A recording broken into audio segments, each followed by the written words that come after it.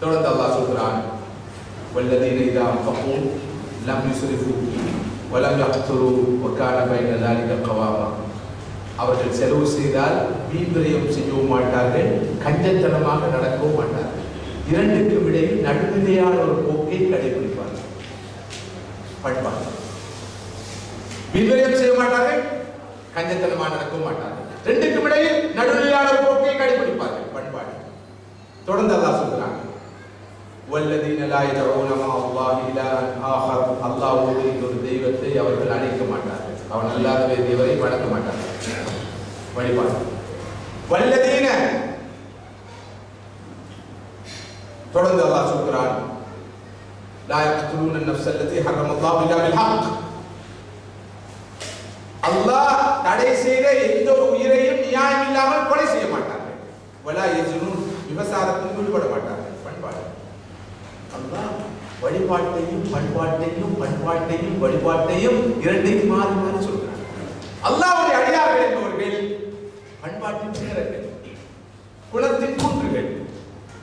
அவர்களுடைய முழு வாழ்க்கையிலும் பண்பாட்டின் வெளிப்பாட்டை பார்க்கலாம். அவர்களது வழிபாடு கூட உயர்ந்த பண்பாடுகளாக வெளிப்படும். ஆனால் இன்று எப்படி பார்க்கிறோம்? தொழக்கூடிய நேரத்தில் சஃபிலே அணி அணியாக மிக கவனமாக நிற்பவர்கள் தொழுகை முடிந்து போற நேரம் எப்படி போறாங்க? எந்த பண்பாடும் இல்லை. வழிபாட்டில் பண்பாட்டை பேணுபவர்கள் பாதையில் பண்பாட்டை பேணுகிறார்களா? ஒரு உதாரணத்தை சொல்லாம நினைக்கிறேன்.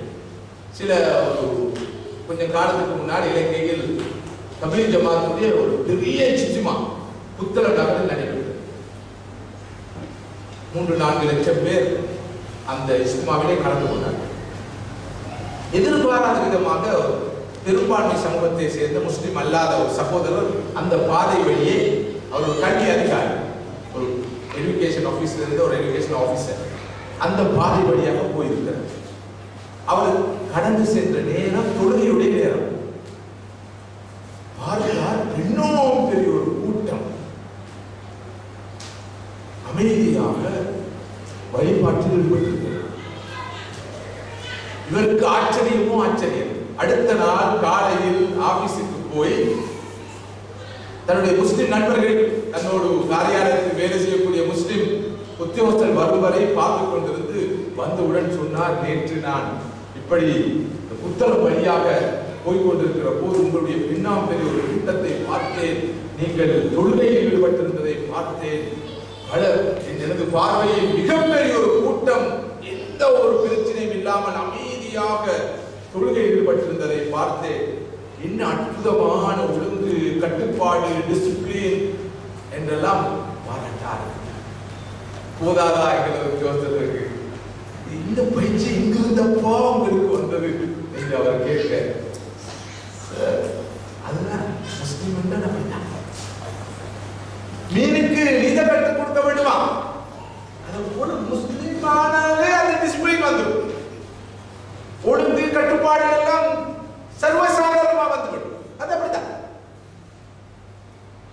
என்று சொல்ல, ஒரு நாள் 5 முறை நேரத்துக்கு சரியாக பங்க்சுவலாக நேரம் தவறாமல் இப்படித்தான் சொல்லுவது. எத்தனை மில்லியன் பேர் இருந்தாலும் இப்படித்தான் இருக்கும். அப்படிப்பட்ட மார்க்கம், அற்புதமான மார்க்கம். அது சரி. எமது காரியாலயத்துக்கு ஆபீஸுக்கு வல்லமையாக தாமதமாக வர ஆட்கள் தான் நீங்கள் இருக்காங்க. நேர காலத்தோட மெதுவா மாறுற ஆட்கள் நீங்க தானே. அந்த தொழுகையில இருக்கிற அந்த ஒழுங்கு, கட்டுப்பாடு, நேரம் தவறாமை, இந்த பண்புகள் ஒன்றையும் பார்க்க முடியும். அதுக்கான காரணம் என்ன என்று கேட்க இவர்களால் எந்த பதில் சொல்லுங்கள். மதிப்புக்குரிய சகோதரர்களே, இதுதான் இருக்கிற பிரச்சனை. வழிபாட்டுடைய முக்கியத்துவத்தை புரிந்திருக்கிற நாங்கள் பண்பாட்டுடைய முக்கியத்துவத்தை விளங்க தவறிவிட்டோம். அதன் விளைவை தான் உலகத்தில் அனுபவித்துள்ளது. எல்லா முஸ்லிம் நாடுகளுடைய பிரச்சனை இதுதான். வழிபாடு நேரம் வந்துவிட்டால்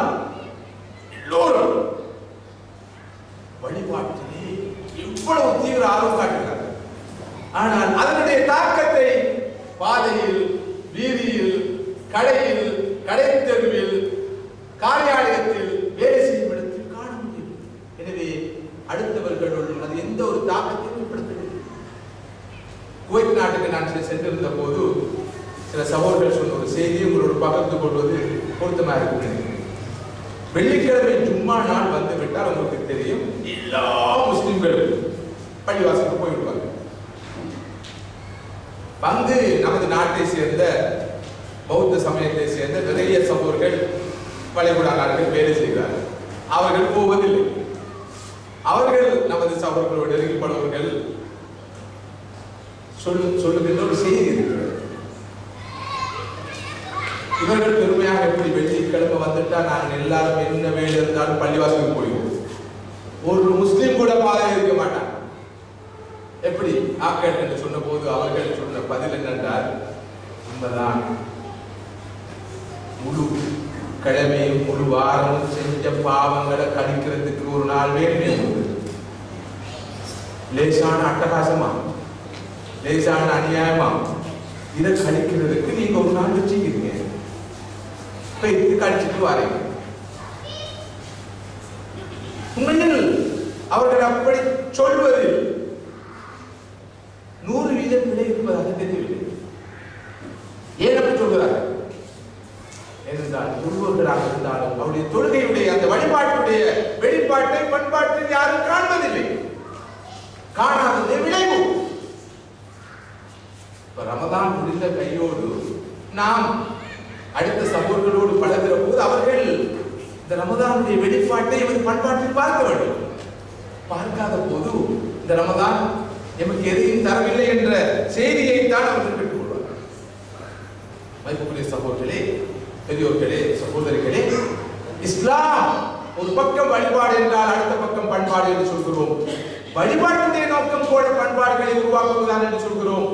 அதற்கு நல்ல ஒரு உதாரணம் நாங்கள் எல்லோரும் ஓதக்கூடிய இன்னொரு சூரா அல் மாஊன். அரஐத அல்லதி யுகذிபு பித்தீன். நபியே, மார்க்கத்தை நம்பாதவரை நீங்கள் பார்த்திருக்கிறீர்களா? மார்க்கத்தை பொய்ப்பிப்பவரை, மறுமை நாளை நம்பாதவரை, மறுமை விசாரணையை ஏற்றுக்கொள்ளாதவரை நீங்கள் கண்டிருக்கிறீரா என்று அல்லாஹ் கேட்கிறார். மார்க்கத்தை நம்பாதவருடைய அடையாளங்கள் என்ன? மறுமை நம்பாதவருடைய அடையாளங்கள் எது? அவர் தொட மாட்டார், நோன்பு நோக்க மாட்டார், குர்ஆனை தொட மாட்டார், திக்ர் அவுராது செய்ய மாட்டார். இவர்தான் மார்க்கத்தை நம்பாதவர். இது நம்முடைய பார்வை.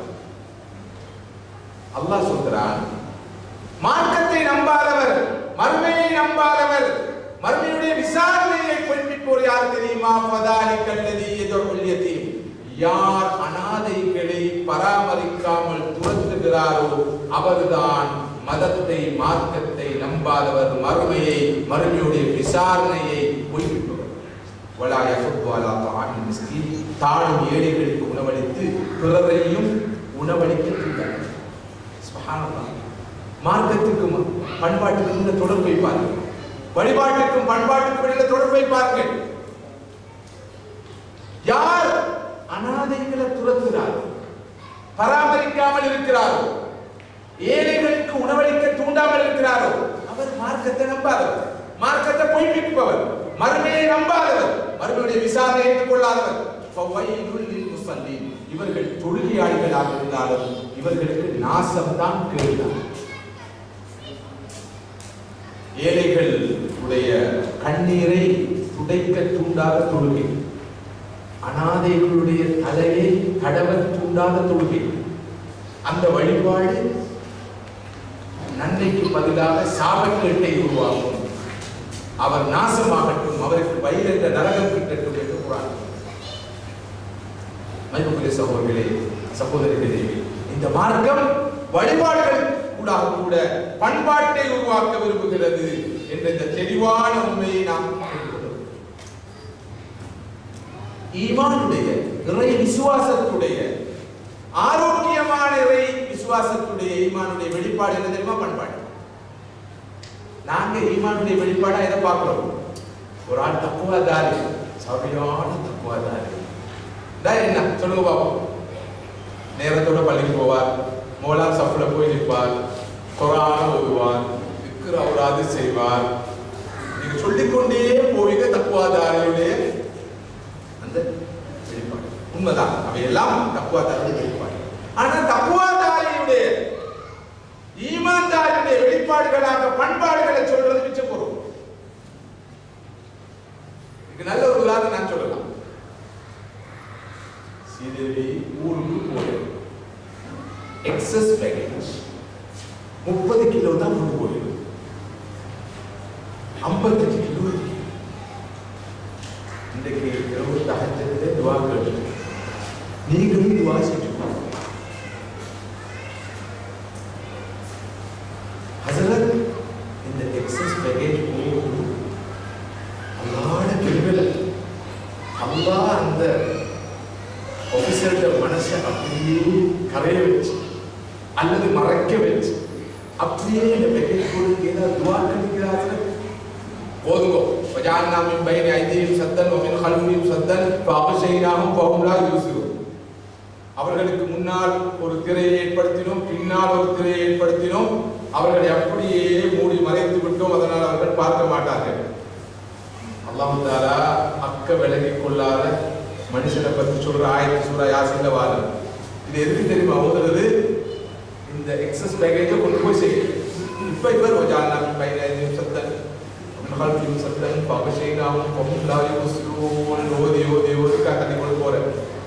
பிஸ்மில்லாஹ் தவக்கல்து அலல்லாஹ் லா ஹவ்ல வலா குவத்த இல்லா பில்லாஹ். வழிபாடு, வழிபாட்டுக்கு மேல் வழிபாடு வந்து போட்டாச்சு. சுப்ஹானல்லாஹ். பார்க்கணுமே துஆல பரக்கத், குர்ஆன் ஆயத்துடைய தாக்கத்தை பாதிப்ப போட்ட உடனே ஒன்றுமே பார்க்கணும். அந்த ஆபீசர் வேற பேங்க் நிக்கிறா, கையுள்ளத்தையும் போட்டுடுங்களே சொன்னாரே. ரப்பி ரஹ்மானை நம்பினா நம்புங்க. இதுதான் கியாமுல்லைலுடைய தஹஜ்ஜுடைய குர்ஆனுடைய திக்ர் அவுராதுடைய பரக்கத் செய்தே 55 கிலோ எந்த பிரச்சனையும் இல்லாம போச்சு. இப்போ நான் கவலைப்படுறேன், இன்னும் 25 கூட வித்தியாசம். சரி வெள்ளக்கல்ல நான் இப்ப 55 கிலோ கொண்டு போறதை பத்தி ஒன்றும் சொல்லல. என்ன சொல்றேன்டா, இதுக்கு பேரு மார்க்கம். கள்ள வேலை செய்ய, ஏமாற்று வேலை செய்ய, இருட்டடிப்பு செய்ய, கலப்படம் செய்ய, கடத்த வழிபாடு. பண்பாடு இல்லாம நடக்க வழிபாடு. இறைவன் எதுக்கு இருக்கிறேன்னு சொன்னா இந்த மாதிரி கேம் எடுக்க சப்போர்ட் பண்ண. இறைவன் வேலை என்னன்னு சொன்னா, நீ எனக்குரியதை செஞ்சா நான் உனக்குரிய செய்வேன். இந்த கருத்து தொடு சப்போர்ட்டா கண்ணாப்பியே மறைச்சு. அப்ப விஷயம் இது இஸ்லாம், இது மார்க்கமா? இந்த பாட்டு நான் கேள்விப்பட்டிருக்கிறேன். ஒரு காலத்துல இந்த மாணிக்கக்கல் ஜெம்ஸ் ரத்தினக்கல் வியாபாரம் செய்த நம்ம வியாபாரிகள் இலங்கை திருநாட்டிலிருந்து வெளிநாட்டுக்கு ரத்தினக்கல்லை கடத்தல் செய்வார்கள். ஒருவர் அந்த கல்லு பார்சலை எடுத்துக்கொண்டு ஏர்போர்ட்டுக்கு போற நேரமே அங்க முக்கியமான ஒரு ஆள் மசல்லா விரிச்சு தொழுகையில திறக்கிறார். அவர் அங்க போய் அல்ஹம்துலில்லாஹ் சலாமத்தா வந்து சேர்ந்துட்டேன்னு சொல்லும் வரைக்கும் இவர் தொழுகையில இருப்பார், திக்ர்ல இருப்பார், துஆல இருப்பார். அன்புக்குரிய சகோதரர்களே சகோதரிகளே, இதுதான் எங்களுடைய அதிகமான மனப்பதிவு. நான் என்ன சொல்றேன், குற்றத்தை குற்றமாயிட்டு கொள்வோம். குறைந்தபட்சம் இது குற்றம், இது பாவம், அல்லாஹ் மன்னிக்கணும். இது அப்படி அல்ல. வழிபாட்டு கூடாக எமது குற்றங்களை, குறைகளை, பாவங்களை, தவறுகளை, மோசடிகளை, ஏமாற்றுகளை நியாயப்படுத்துறதுக்கு எடுக்கிற முயற்சி பெரிய துரோகம். இந்த மார்க்கத்துக்கு செய்கிற மிகப்பெரிய அநியாயம். இது மனப்பதிவா மாறி பரம்பரையா போய் நீங்க யோசிச்சு பாருங்க. இந்த 55 கிலோ இப்படி 50 பேரு வஜஅல்னா மின் பைனி ஐதீஹிம் சத்தன் ஓதி துஆ எல்லாம் ஓதி அங்க அந்த ஆபீசர் மார்க்கு விளங்காம எல்லாத்தையும் ஏற்றி ஃப்ளைட்ல பாரம் கூடி ஃப்ளைட்டுக்கு ஏதும் நடந்தா என்ன நடக்கும்? ஏதோ நாம் மட்டும் அப்படி வஜஅல்னா மின் பைனி ஐதீஹிம் சத்தன் சொல்லி 55 கிலோவை ஒரு மாதிரியா கரை சேர்த்துட்டேன். எல்லாரும் இப்படி கரை சேர்க்க ஆரம்பிச்ச வஜஅல்னா மின் பைனி கரசேருமா விமானம்? இது மார்க்கமா? ஆனால் எங்களோட சப்கான்சியஸ் மைண்ட்ல இருக்கு இந்த மனப்பதிவு. என்னதான் சொன்னாலும் அது அப்படி இருக்கட்டும். ஒரே வழி துவா. சரி, நீங்க துவா செஞ்சுக்கோங்க. நீங்க அதை விடுங்க, இந்த முறை மட்டுமே சேர்ந்து கொண்டு போவோம். துவா செய்ய எப்படி? அஸ்தக்ஃபிருல்லாஹ், எனக்கு இந்த ஆசை ஒன்றும் இல்லை, போட்டு போயிடலாம் ரப்பே ரஹ்மானே, பாவம் மட்டும் தெரியும், பண்பாடு இல்லாத வேலைன்னு தெரியும், உன்னை வழிபட்டு இந்த பண்பாடு இல்லாத வேலையை செய்கிறேன், இனி நான் திருந்த முயற்சி செய்வேன், இந்த வேலை செய்ய மாட்டேன், பொய் சொல்ல மாட்டேன், ஏமாத்த மாட்டேன், ஒன்றோ எக்ஸஸ் கொண்டு போக மாட்டேன், அல்லது காட்டிட்டு சொல்லிட்டு அவன்கிட்ட அனுமதியை பெறுவேன், இல்லாட்டி அதுக்குள்ள தொகையை கட்டிட்டு கொண்டு போவேன். இந்த பக்குவத்தை எனக்கு தந்துடு ரப்பே ரஹ்மானே என்ற குற்றோணர்வோட தூக்கிட்டு போய் கரை சேர்ந்தா கூட பரவாயில்லை. அங்க போயிட்டு அல்ஹம்துலில்லாஹ் சொல்லி 2 ரக்காத் சஜ்ஜா ஷுக்ர் செய்யறது. சாரியா செஞ்சாயிரம் இன்னும் 2 ரக்காத்